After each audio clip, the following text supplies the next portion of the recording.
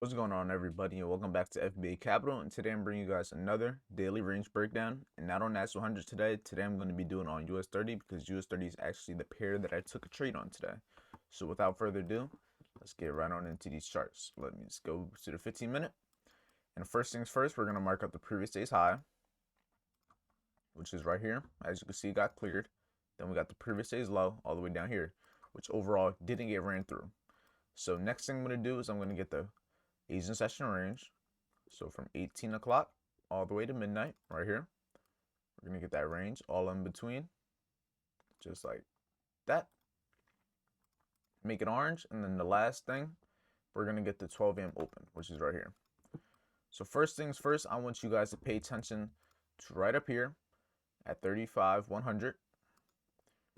Right down here at 35.50, 650.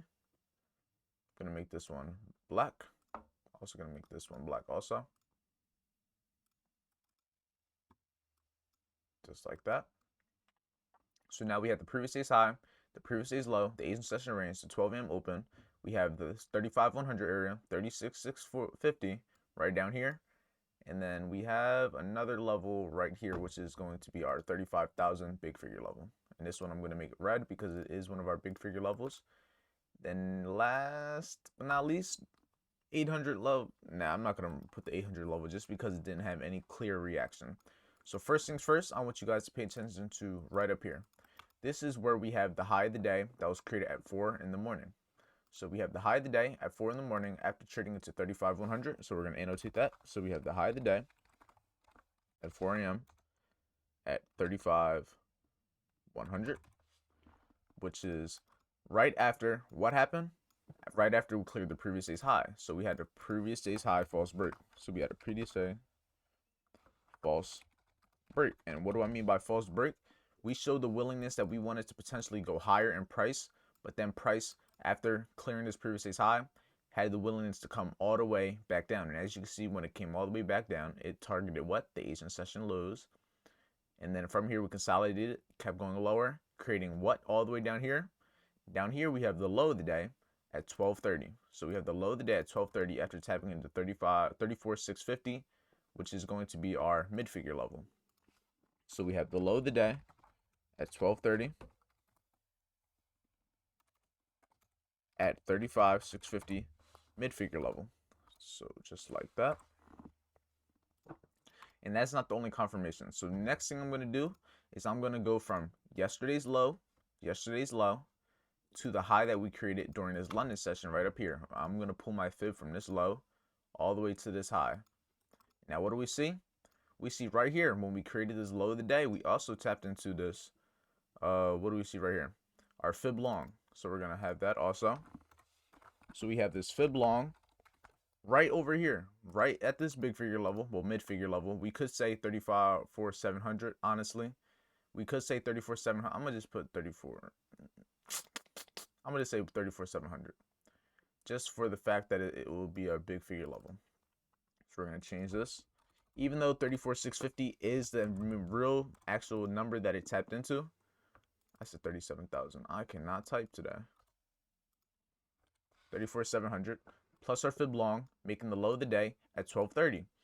And then as you can see, if you take it a step further, we also had this fair value gap right in here that price came in, filled almost to the pip, and then retraced. But we're not going to talk about that right now because that's a whole different video that I'm not going to be going over right now. So nonetheless, now we have the high and the low of the day.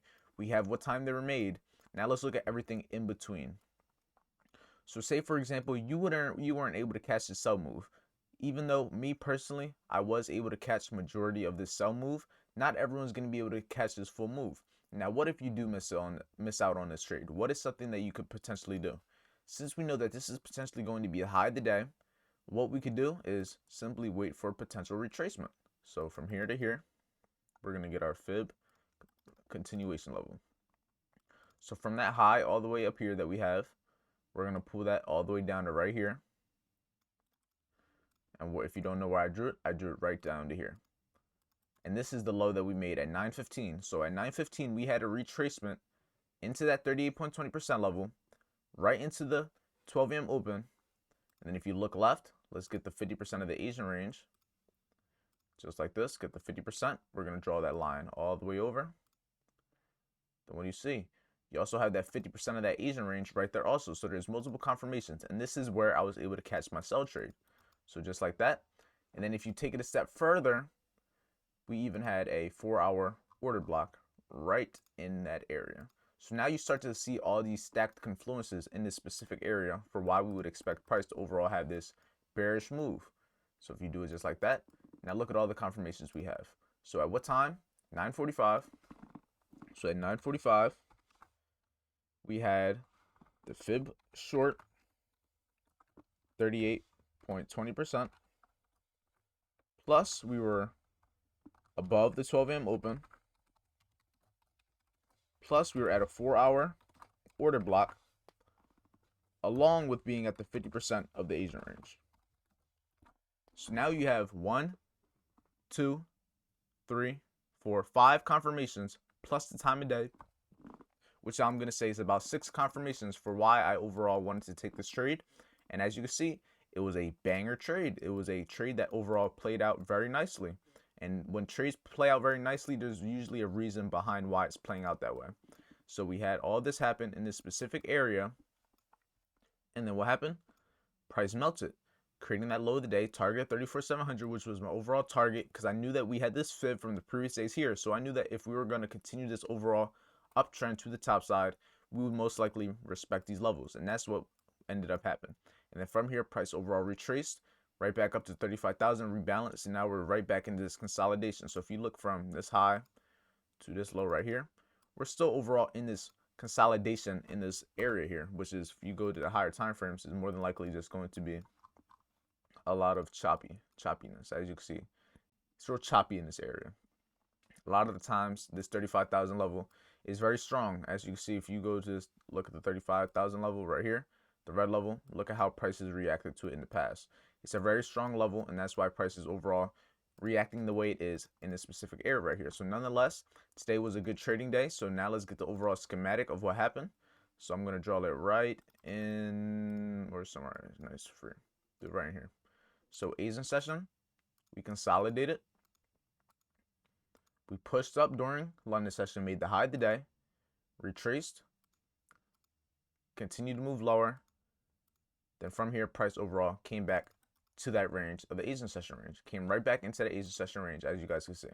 So this would be a overall good example of a a bearish London continuation move. And we don't get a lot of bearish London continuation moves, but when we do, they're very profitable. And even though we did keep that overall upward structure from the previous day, because the previous day, if you go to daily time frame, was bullish. So we did anticipate price could potentially go higher, but in this case scenario, it didn't go higher, but it did come and give that overall buy trade that you still could have potentially caught, even though that you were bearish overall throughout the day. Once you came down here, even though it's a little bit later, around 1:30, right? Yeah, 1:30, 2 o'clock. This is when we had the FOMC news. So I'm also going to annotate that also. So right here at 2 p.m., we had the FOMC news, and that's what it caused the price to overall have this big push to the top side like this. So nonetheless, today was a pretty good day overall trade-wise. Going to try to replicate trades just like this, because I was able to catch about 250 pips total today. So that's a pretty good amount. If you're risking about 35 to 50 pips each, that's almost a 1 to 4, 1 to 5, depending on how much you're risking. But nonetheless, if you found this video helpful in any way, shape, or form, make sure you like, comment, and subscribe.